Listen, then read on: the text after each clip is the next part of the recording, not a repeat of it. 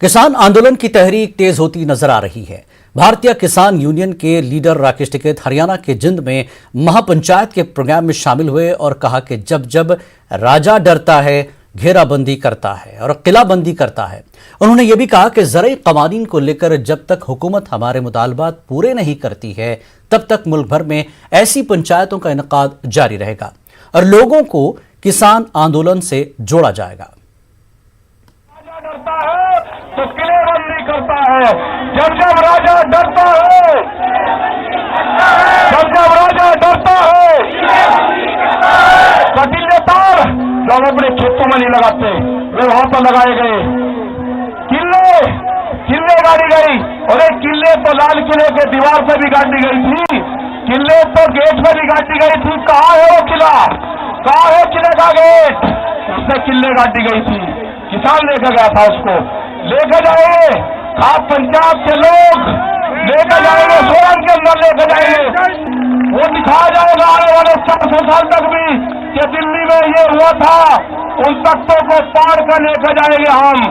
ये खाप पंचायत ने निर्णय कर लिया भागी कि उनको लेकर जाएंगे और सोलन के चौपाल में उनको रखेंगे। उनकी हिम्मत कि किले गाड़ कर रखोगे। अरे किले तो ये शरीर उस पर लेटेगा और उसके ऊपर पूरी जनता जाएगी। वो दिन दूर नहीं। हमने अभी बिल वापसी की बात करी है। सरकार कान खोल कर सुन ले। अगर इस नौजवान ने गद्दी वापसी की बात कर दी तो क्या करोगे? अगर इसने गद्दी वापसी की बात कर दी तो क्या करोगे? आप अपना काम कर लो, ये बिल वापसी ले लो, एमएसपी से कानून बना लो। हमारे जो गठबंधन के लोग हैं, जो हमारे लोग हैं, जो हमारी कमेटियां हैं, उनसे बैठ के बात कर लो।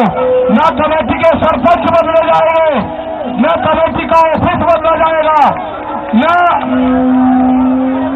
हम युद्ध में घोड़े नहीं बदलते, उन्हीं घोड़े का लड़ाई ले जाएगी। हमारी फौज मजबूत है, आपकी सपोर्ट चाहिए। आपको दिल्ली कोर्ट करने की अभी जरूरत नहीं। आप स्टैंड बाई में रहेंगे, आप गुस्सा नहीं करेंगे, आप गुस्सा हमें दे दो।